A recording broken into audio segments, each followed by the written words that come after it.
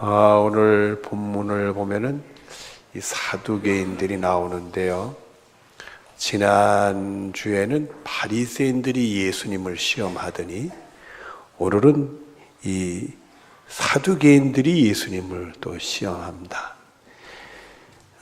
우리가 마태복음 4장에 보면은 예수님이 광야에서 시험을 받았는데 마귀가 시험을 했죠. 예수님을 시험해서는 안 되는데 이분들이 겁도 없이 예수님을 시험을 해요. 마태복음 11장 6절에 보면 누구든지 나로 말미암아 실족하지 아니하는 자는 복이 있도다 하시니라. 이렇게 예수님이 말씀하셨어요. 하나님께 복을 받아야 되는데 그렇지 못한 길을 가는 것 같습니다.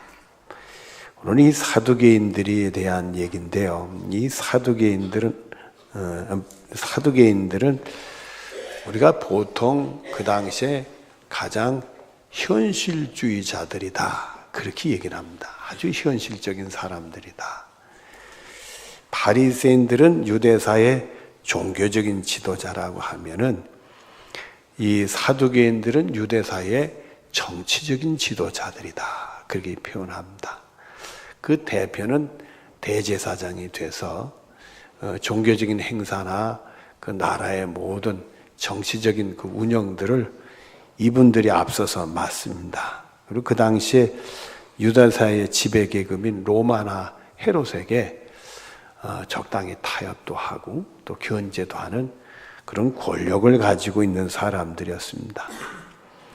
이분들은 이 제도 속에서 신앙생활을 합니다. 그러니까 제사도 드리고 모든 종교 행사도 이렇게 해요. 그러니까 그런 행사는 하지만은 이렇게 세속적인 그 현실에 이렇게 타협을 해서 믿음을 잃어버린 사람들로 나옵니다. 오늘 말씀에도 부활이 없다 뭐 이런 소리를 해가면서 믿음을 잃어버린. 그러니까 쉽게 얘기하면 우리가 예배를 드린다 하지만은 형식을 갖췄다 하더라도 영과 진리로 예배를 드리지 못하면 그게 참된 예배가 아니지 않습니까? 이분들이 그런 형식적인 신앙생활, 종교 행사는 있어도 신앙을 잃어버린 사람으로 우리가 보통 이렇게 보고 있습니다.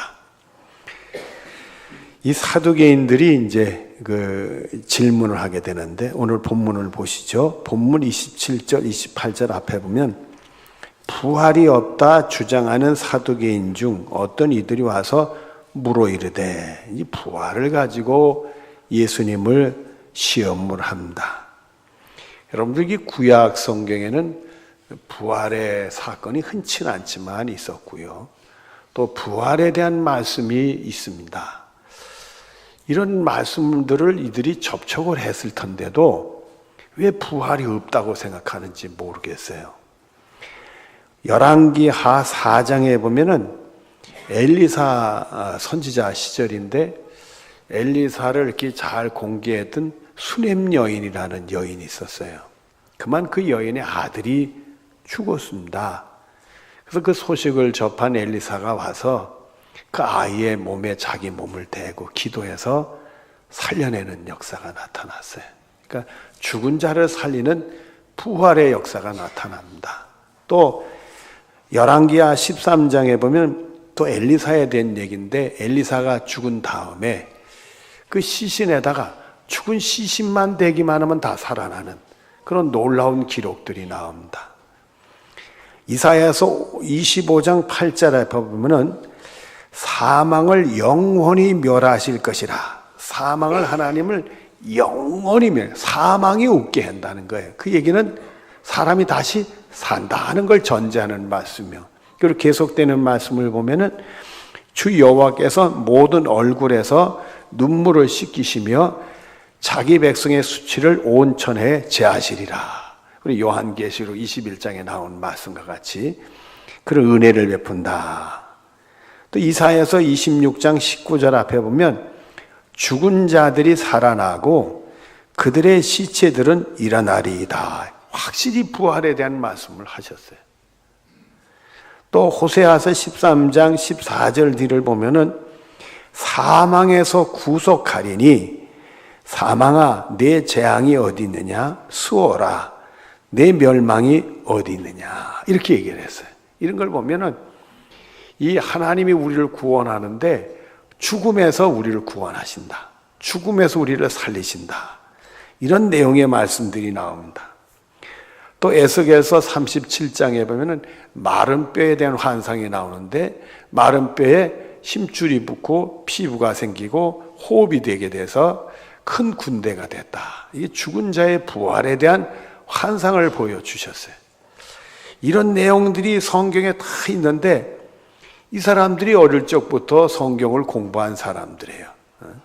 물론 바리새인들처럼 집중적으로 성경 공부하진 않았지만 이분들도 항상 종교 행사에 참여하고 또 대제사장은 그걸 이끌어가는 지도자들이니까 성경을 모를 수가 없습니다.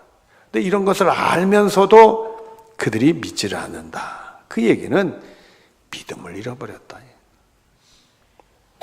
디모데후서 2장 18절에 보면은 진리에 관하여는 그들이 그릇되었도다. 부활이 지나갔다 하므로 어떤 사람들의 믿음을 무너뜨리느니라. 이렇게 돼 있어요.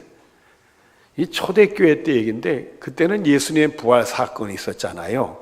부활 사건이 있었는데 그 부활 사건이 있었고 나서 얼마 시간이 흐르니까 이제 부활은 없다. 끝났다. 부활은 지나갔다. 이런 소리를 하는 사람들이 있어서 사람들의 믿음을 무너뜨리는 일들이 생겼다, 이게. 왜 그런 소리들을 하는지 몰라요. 제가 그 어릴 때 얘기해 한 30여 년 전의 얘기인데 제가 들은 얘기입니다. 이 감리교 신학교에서 서울에 있는 그 감리교 신학교에서 그 교수님 한 분이 외국에 가서 진보적인 신학을 공부하고 와가지고 이 부활에 대해서 무슨 얘기를 했느냐 하면 부활이 현실적으로 있는 게 아니고 그 당시에 신앙인들이 신앙 고백으로만 한 거지 부활은 진짜 없는 거다. 이런 소리 했다가 신학교에서 이렇게 됐어요. 그런 사건이 있었어요. 정신없는 소리들을 하는 거지. 믿음이 없으니까 그걸 자꾸 이상하게 해석을 하려고 그래요. 그리고 또 한간에는 이 사도행전 2장에 보면 성령 강림 사건 있잖아요. 불에 같이 임해가지고 말이에요. 막 사람들이 방언 나와서 막 복음을 전하고 놀라운 일이 있었잖아요. 특별한 일이 있었는데 그 이후부터는 어느 시대든지 누구에든지 성령님이 임하시는 거예요. 똑같은 형태가 아니더라도 성령님이 임하는 사건이 있는데도 그건 그때 한 번뿐이고 없다. 이런 사람들도 있어요. 근데 그 양반들은 모가지를 했다는 기록은 없어요. 근데 여러분들 왜 성경이 있는데 왜 그걸 못 믿어요? 그때도 하나님이 오셨으면 오늘도 우리들에게 그런 일이 생기는 축복 있게 될 줄로 믿습니다. 자, 이들이 예수님을 시험하기 위해서 부활에 대한 질문하는데 보시죠. 본문 28절 뒤로 33절입니다. 선생님이여, 모세가 우리에게 써 주기를 만일 어떤 사람이 형이 아내를 두고 자식이 없이 죽으면 그 동생이 그 아내를 취하여 형을 위하여 상속자로 세울지니라 하였나이다. 이 모세를 통해서 준 하나님의 말씀이 이스라엘에 관습적으로 내려오는데 맏아들이 결혼을 했어요. 근데 자식이 없이 그 아들이 그만 죽었네. 그러면 그 죽은 대신에 동생에게 그 형수를 보내서 결혼을 시켜. 그래서 자식을 낳으면 형의 대를 물리하는 걸로 형의 상속자로 삼기 위해서 그런 간섭이 있었습니다. 근데 그 여인이 아이를 가지고 남편이 죽는 경우에는 동생한테 가는 건 아니죠. 자식이 없는 경우에만 그렇게 하는 습관이 있었어요. 그 얘기를 하는 거예요. 그 얘기를 하고 그 다음 말씀을, 그런데 7형제가 있는데 그 집에 아들이 7이 있었어요. 마지가 아내를 취하였다가 자식이 없이 죽고 그 둘째와 셋째가 그를 취하여 7이 다 그와 같이 자식이 없이 죽고, 거의 있을 수가 없죠. 어떻게 그 여인이 7 남편을 뒀는데 자식이 없어요. 쉽지 않은 얘기인데 여튼 간에 예수님을 이렇게 부활로 얽어매려고 이제 이런 얘기를 하는 거죠. 그 후에 여자도 죽었나이다. 7이 다 그를 아내로 취하였으니 부활 때 그 중에 누구의 아내가 되리까? 7명의 남편이, 형제 7명을 둔 남편을 두고 죽은 여인이 있는데 부활되면 이 여인의 남편은 누굴까? 여러분 누굴까요? 맏아들일까요? 막내일까? 아니 그 중에서 특별히 그 여인에게 사랑을 더 준 그런 아들일까? 누굴까요? 예수님의 대답이 몹시 궁금해요.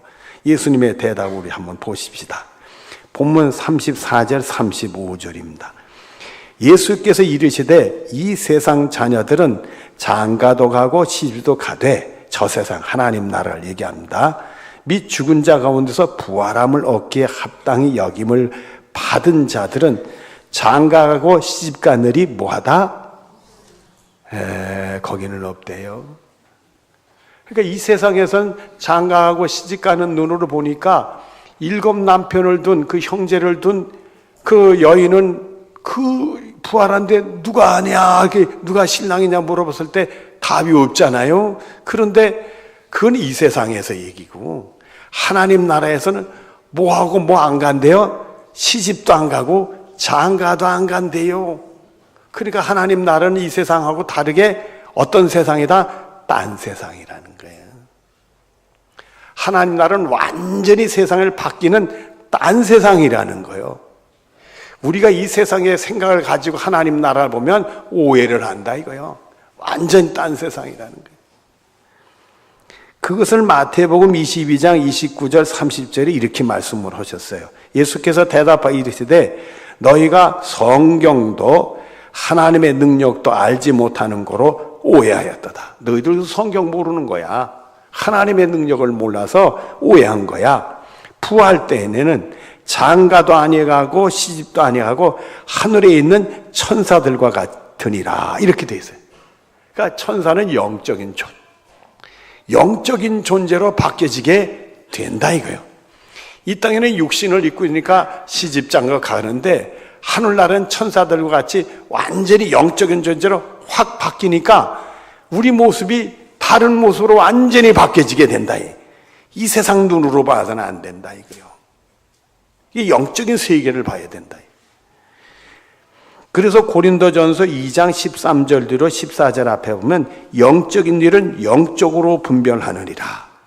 영적인 일은 하나님의 영이 우리에게 역사를 해야 그 분별력이 생긴다는 거예요. 그리고 계속되는 말씀을 보면 육신에 속한 사람은 이 세상의 가치관을 가지고 이 세상 것을 보는 사람은 성령의 일을 받지 아니하니 성령을 통해 역사하는 일이 없으니까 이는 그것들이 그에게는 어리석게 보여. 그게 말이 안 돼. 어리석은 일. 이렇게 보이고 또 그는 그것을 알 수도 없나니 알 수가 없다는 거예요. 이 사람들이 믿음을 잃어버리니까 성령이 역사하지 않으니까 성경을 봐도 깨우치지 못하고 하나님의 능력을 믿지 못하니까 이런 오해의 사건이 벌어지고 됐다 이게. 로마서 8장 6절에 보면 육의 생각은 사망이요 영의 생각은 생명과 평안이라. 육적으로 보면 그 여인이 7 형제와 결혼했으니 부활했을 때는 그 남편이 누구냐 했을 때는 이게 그냥 곤란해지는 거예요. 누가 남편이겠어요? 하루는 맏아들에게, 하루는 둘째에게, 하루는 셋째에게. 이게 말이 되겠어요? 그 형제들은 또 뭐요? 그러니까 육의 생각은 사망이다. 사망 같은 사건이 생긴다. 그러나 영의 생각은 생명과 평안이라. 근데 영적으로 보면 다 살고 걱정할 거 없이 평안한 일이 벌어진다 이거요. 마태복음 13장 33절 앞에 보면 천국은 마치 여자가 가루 서말 속에 갖다 넣어 전부 부풀게 한 누룩과 같으니라. 여러분 밀가루 반죽하고 누룩으려면 그게 뿌하게 아랫목에 놓으면 이렇게 부풀어 오잖아요. 이렇게 부풀러 올라요. 그거 띄워서 이 떡을 만들어도 계속 부풀러 올라요. 부풀러 올라요. 천국은 모든 이렇게 풍성한 놀라운 일이 생긴다. 생명에도 풍성하고 평안에도 풍성하고 놀라운 일이 벌어진다. 이게. 또 마태복음 22장 2절에 보면 천국은 마치 자기 아들을 위하여 혼인잔치를 베푼 어떤 인공과 같으니 천국은 항상 혼인잔치 집이 된다니까요. 여러분 우린 잔치라면 평생에 한 번 오지요. 제가요 이렇게 주례를 여러 번 쓰는데 늘 이 마음으로 좀 놀래는 일이 있어요. 놀래는 일. 신랑 신부야 뭐 저하고 얼굴을 다 대면하고 알잖아요. 그런데 이 신부들을 보면 얼굴을 못 알아보겠어.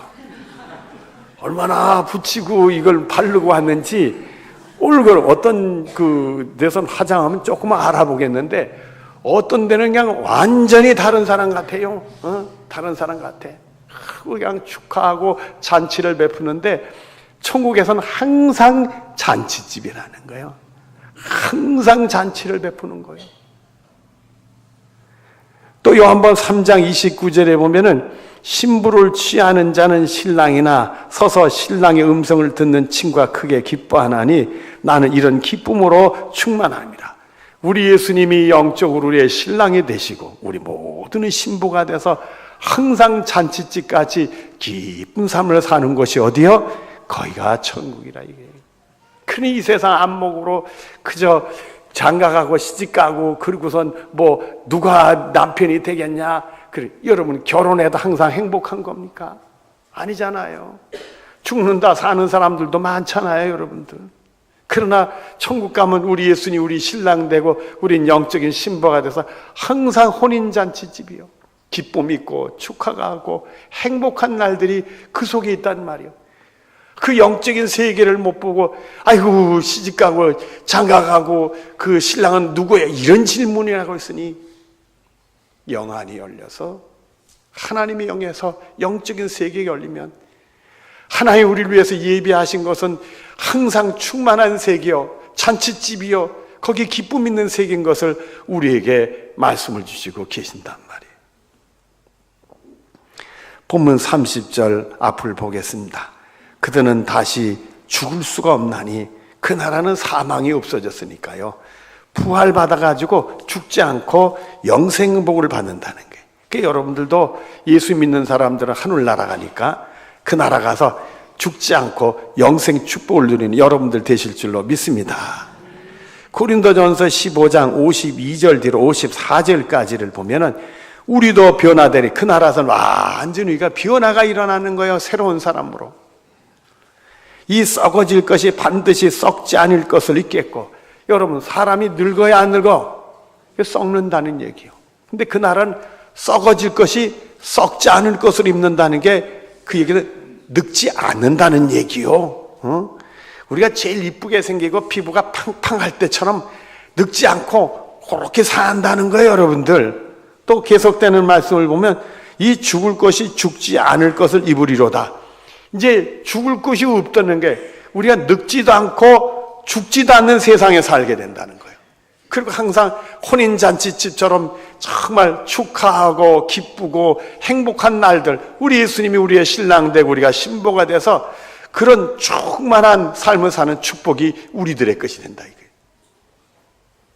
또 계속되는 말씀을 보면 이 썩을 것이 썩지 아니함을 입고 이 죽을 것이 죽지 아니함을 입을 때는 사망이 삼키고 이기리라고 기록된 말씀이 이루리라. 아예 사망을 깨끗이 지우고 사망을 이기는 승리의 삶을 사는 축복이 우리들의 것이다. 또 빌립보서 3장 21절 뒤를 보면 역사로 우리의 낮은 몸을 자기 영광의 몸의 형체와 같이 변하게 하시리라. 그때는 우리 예수님이 하나님 우편에서 영광 받고 영광의 형체가 나는데 우리도 우리 예수님처럼 영광의 형체로 영광이 빛이 난다 이거예요. 여러분 우리가 얼굴이 좀 쭈구렁바가지 같아도요 거기 가면 다 팽팽하고 얼굴이 환하고 말이에요. 우리 예수님처럼 죽지도 않고 영광의 형체가 우리에게 변한다 이게. 우리가 이런 생각을 좀 해볼 필요가 있어요. 뭐 그림들 같은데 보나 이렇게 영화 같은데 보면은 막 그냥 나올 때 위에서 광채가 나고 옛날 천사들 머리에는 뭐가 있어요? 동그랗게 영광의 구름 있잖아요. 여러분 띠가 있잖아요. 우리들도 그 나라 가면 영광의 띠가 탁 있고 얼굴에서 천사들처럼 빛나고 말이에요. 신날 것 같아요. 여러분들 우리 신분이 그렇게 바뀐다는 거예요. 정말 이 세상에서 어디 내놓을 만한 거 없고 인정받을 거 없고 밑에서 내 삶 아무리 비참하더라도 예수 믿으면 우리가 변화가 일어나는 거예요. 정말 이 썩어질 것들이 이제 썩지 않을 거로 이 죽을 것이 죽지 않아 생기면서 우리 몸에 영광의 모습이 나타난 거예요. 정말 우리 예수님처럼 얼굴에 광채가 낼 것이고 하나님의 영광이 많은 축복이 우리들의 것이 되는 은혜가 있게 될 줄로 믿습니다. 본문 36절 뒤를 봅니다. 이는 천사와 동등이요 우리가 영적인 모습으로 변화가 일어나며 부활의 자녀로서 하나님의 자녀임이라. 로마서 8장 7절 앞에 보면 자녀임은 또한 상속자 곧 하나님의 상속자요 예수 그리스도와 함께 한 상속자니. 우리가 하나님의 자녀가 돼서 하나님의 상속자로 바뀌고, 갈라디아 4장 7절에 그러므로 내가 이후로는 종이 아니요 아들이니 아들이면 하나님으로 말미암아 유업을 받을 자니라 이렇게 되겠어요. 여러분, 하나님 나라는 누구 것이에요? 하나님 거겠지요. 근데 우리가 하나님의 상속자가 돼서 자녀가 상속자에서 유업을 받으면 하늘나라 것이 다 누구 거요? 우리들이겠네. 세상에 우리 신분이 이렇게 바뀌는 거예요. 우리 낮았던 이 신분이 하늘의 영광의 광채가 임하면서 말입니다. 예수님처럼 영광 중에 나오면서 하늘나라의 모든 것이 내 마음대로 할 수 있는 나의 것이 된다.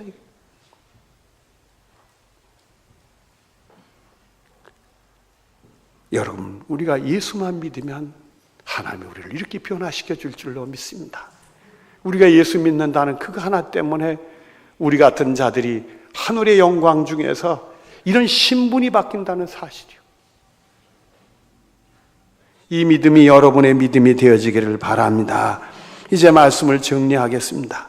요한복음 6장 53절 54절에 보면 예수께서 이르시되 내가 진실로 진실로 너에게 이르노니 인자의 살을 먹지 아니하고 인자의 피를 마시지 아니하면 너희 속에 생명이 없느니라. 내 살을 먹고 내 피를 마시는 자는 영생을 가졌고 마지막 날에 내가 그를 다시 살리리니.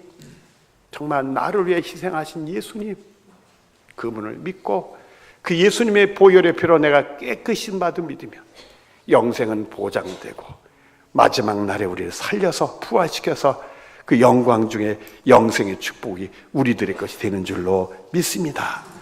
요한복음 10장 28절에 내가 그들에게 영생을 주노니 영원히 멸망하지 아니할 것이요 또 그들을 내 손에서 빼앗을 수 없느니라.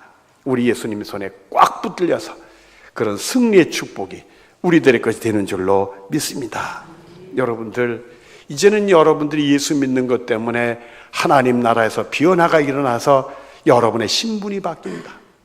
세상에서 내가 티끌 같아도, 세상에 내가 실패자인데 같아서, 세상 사람들이 나를 손가락질한다고 할지라도 하나님은 우리를 변화시켜서 그 영광 중에서 항상 우리는 늙지도 않고 또 우리는 죽지도 않고 정말 우리 신분이 바뀌어서 승리의 믿음 생활하는 축복이 우리들의 것이 될 줄로 믿습니다.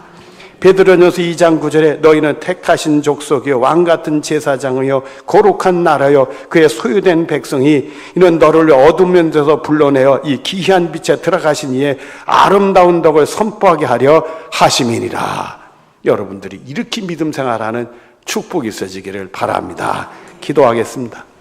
하나님 아버지, 하나님 우리를 사랑하셔서 독생자를 보내주시고 그 십자가의 공로로 우리가 구원받아 하늘의 영광을 우리가 누리게 해주시니 감사합니다.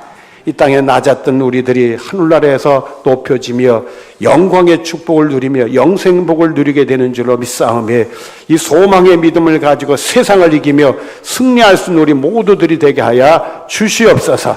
예수님의 이름으로 기도드리옵나이다. 아멘.